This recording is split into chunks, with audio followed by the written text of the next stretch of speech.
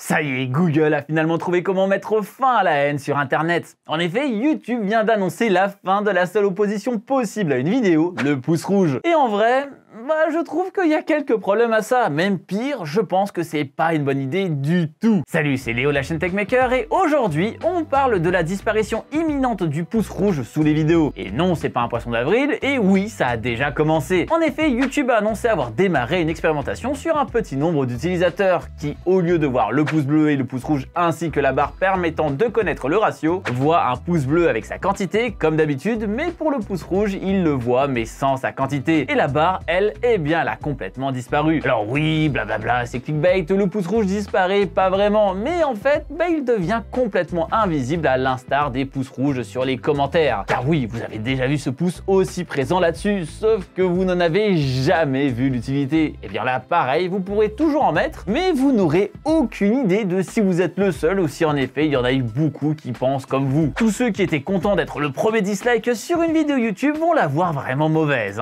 Et en réalité, il est encore visible, mais pour une seule personne, le créateur de la vidéo. Lui seul peut voir ce compteur de dislikes sur chacune de ses vidéos. Un peu comme avec Instagram et les j'aime si vous voulez, avec la nouvelle expérimentation qu'ils ont pu faire. Le tweet annonçant cette nouvelle a eu un retour assez mitigé, et certains s'en réjouissent et d'autres un petit peu moins quand même. Car oui, d'un côté, fini les red dislikes dès qu'un créateur se met à avoir un bad buzz alors que la vidéo en question n'a absolument rien à voir. Mais de l'autre, fini la vie négative tout court. D'ailleurs, en parlant de trucs qui disparaissent, cliquez vite sur le bouton abonnement, parce que on sait jamais. Ce serait bête d'arrêter d'apprendre car vous avez oublié de vous abonner à ma chaîne YouTube. Oui, je force, mais pour autant, je dis pas ça pour rien, car justement, ce bouton abonnement a eu exactement le même traitement que le bouton dislike, avec le fait qu'on ne voit plus le nombre d'abonnés. Enfin si, on le voit, mais il est arrondi aux 3 premiers chiffres, c'est-à-dire dans mon cas, on ne verra que 590 000 au lieu de 590 145 par exemple. Alors on peut se dire que ça va, et en vrai dans mon cas, oui ça va, ça bouge tous les 1000 abonnés. Mais regardez PewDiePie qui a 109 millions, et bien vous verrez le changement que tous les millions d'abonnés, ce qui donne une certaine stagnation. On peut voir ça depuis cette mise à jour que beaucoup de créateurs stagnent énormément en abonnés, moi y compris. Et honnêtement,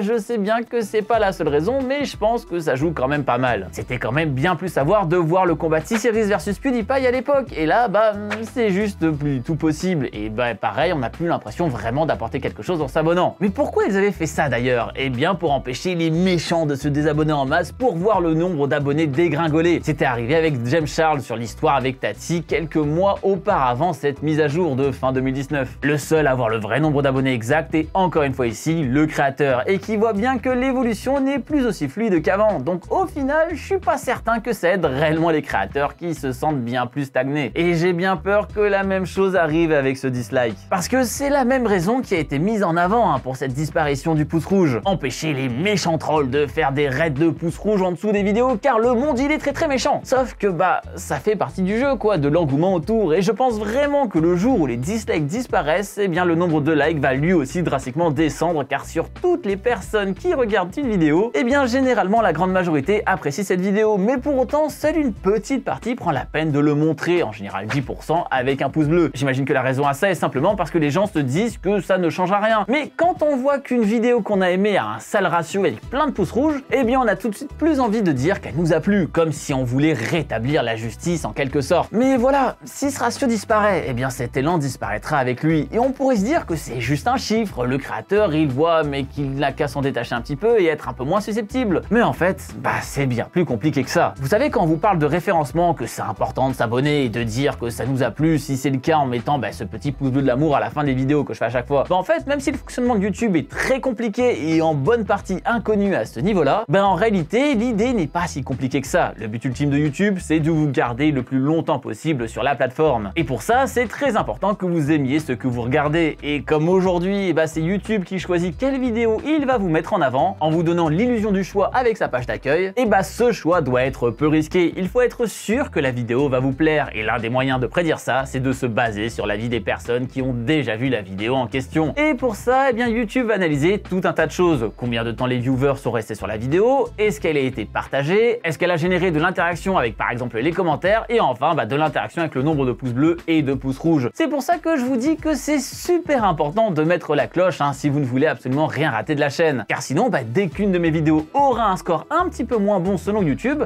vous aurez énormément de chances de passer à côté. Mais alors, pourquoi au pire ne pas donner l'option au cas par cas, histoire que chacun puisse décider s'il veut les laisser ou non? Car en fait, l'option elle existe déjà et depuis de nombreuses années, et c'était souvent connoté comme négative. En effet, depuis très longtemps, on peut désactiver les pouces bleus et les pouces rouges sous une vidéo, ainsi que l'affichage du nombre d'abonnés d'ailleurs. Sauf que quand quelqu'un fait ça, on se dit direct qu'il y a un problème pour que le créateur en arrive à vouloir cacher ça. Donc c'est vrai que c'est pas forcément utilisable, mais au moins ça montre que les gens aiment cette transparence et il faut arrêter de croire que les pouces rouges sont forcément négatifs. Je vais donner un cas très concret que tout le monde connaît. Vous avez déjà cherché un tutoriel sur YouTube, non? La meilleure manière de savoir si celui que vous venez d'ouvrir va répondre à vos attentes et surtout pas vous faire perdre votre temps, c'est ce fameux ratio pouce bleu, pouce rouge pour ainsi se faire une idée en un clin d'œil plutôt que de se taper 30 minutes de tutoriel avant de se rendre compte que de toute façon c'est que du vent. Là, avec cette mise à jour, il y aura potentiellement plus aucun moyen de savoir étant donné que le créateur peut tout à fait filtrer à fond les commentaires et on peut aller encore plus loin avec tout ce qui est fake news ou même les vidéos de charlatans. Imaginez demain quelqu'un d'un peu crédule qui tombe sur une vidéo qui explique qu'il y a un lien entre le vaccin et la 5G,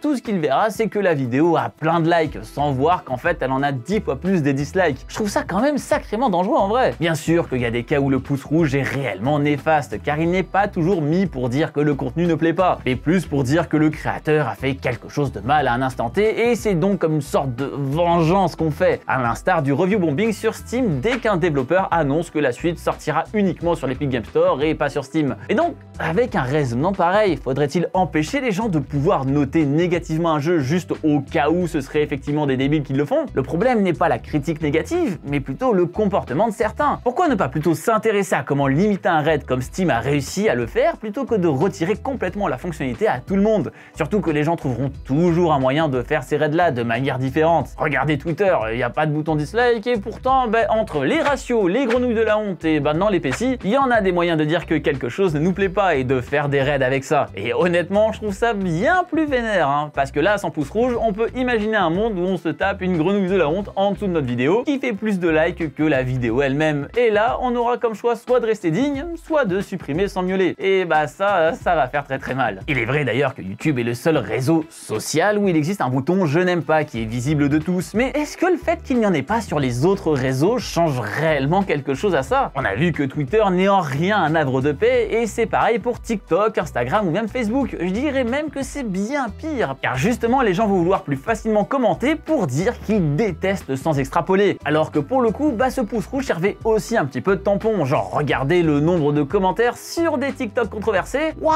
c'est bien plus effarant et bien plus haineux à mon avis. Je pense vraiment qu'une bonne partie de ces personnes se contenteraient de laisser un pouce rouge s'il existait et ferait autre chose et ça calmerait pas mal le jeu. Mais peut-être aussi que ces réseaux ne veulent pas que le jeu se calme après tout. Parce que si vous passez du temps à commenter et même à dire que vous aimez pas, c'est plus de temps que vous donnez au site ou à l'application. Oui, c'est pervers, mais aussi c'est pour ça que les dramas marchent si bien. Et le pire dans tout ça, c'est que je suis persuadé dans mon cas que c'est pas du tout pour les créateurs que ça a été mis en place, mais plutôt pour les marques comme la Warner quand elle sort un trailer tout pété ou Blizzard qui sort encore un remake codé avec le cul. Lorsque ces derniers voient autant de dislikes sous leur trailer, ils se disent que c'est possiblement plus sympa de les partager uniquement sur TikTok ou sur Instagram où là, il n'y aura pas de souci. Mais donc tous les réseaux sociaux doivent avoir la même tronche à cause de ça. On a si peu de poids par rapport à ces grands groupes pour YouTube, on compte tellement peu et on doit juste se taire. Car vraiment, j'y crois zéro que ce soit pour les créateurs. Si c'était le cas, pourquoi eux peuvent le voir, ce fameux nombre de dislikes? En quoi ça les protège du coup mentalement? Vraiment, c'est juste pour mettre de plus jolies paillettes sur des trailers un peu nazes. Bon, au moins, le YouTube Rewind 2021 ne sera peut-être pas le plus disliké cette fois-ci. Ou en tout cas, on le saura pas. J'irai pas jusqu'à dire que YouTube est complètement tyrannique pour nous empêcher de dire ce qu'on pense. Après tout, là, je critique quand même pas mal YouTube sur cette vidéo, sur YouTube. Et en soi, ça m'étonnerait que ma vidéo se retrouve dans les tréfonds du net. Même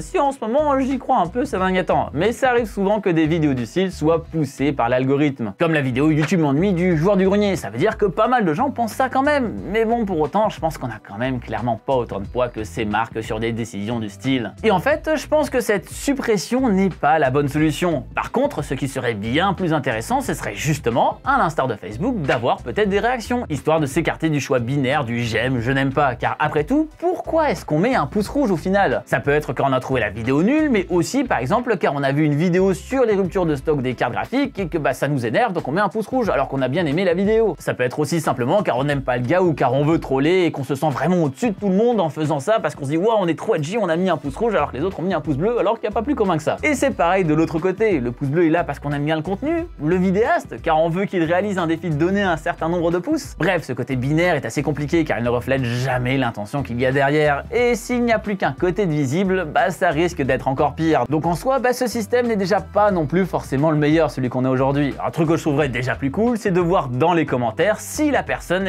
qui a mis ce dit commentaire a mis un pouce bleu ou un pouce rouge, et aussi par exemple de limiter ça si on a regardé 30-40% de la vidéo, que sais-je. Un peu comme sur Amazon où on sait à quel commentaire est lié le nombre d'étoiles et aussi si c'est vraiment un achat qui a été fait ou si c'est juste quelqu'un qui passe sur la page sans avoir acheté le produit. Parce que moi, ce que j'aime faire quand je regarde un produit, c'est trier par note la plus basse et voir ce que disent les gens qui ont mis une seule étoile. Et comme ça, je vois tout de suite si ces avis sont des avis constructifs et justifiés ou si c'est juste des commentaires laissés par des teubés qui n'ont juste pas été foutus de lire une notice. Alors oui, on avait des étoiles avant sur YouTube, mais elles ont été malheureusement retirées. Mais au pire, ce serait super de faire comme ce qu'a fait Facebook, avec des réactions au lieu du simple bouton j'aime, j'aime pas. Ce qui permet de dire si ce contenu nous met en colère, nous rend triste, nous rend joyeux, bref, plein de choses. Et je trouve que c'est un petit peu plus propre. Alors certes, ça peut toujours avoir ce souci du côté, on sait pas exactement ce que ça veut dire, mais c'est quand même sacrément moins limité que juste 2 pouces. Là, ça va devenir encore plus insipide et je pense qu'en tant que viewer, on se sentira encore plus déconnecté des créateurs indépendants, vu qu'on aura l'impression que notre avis,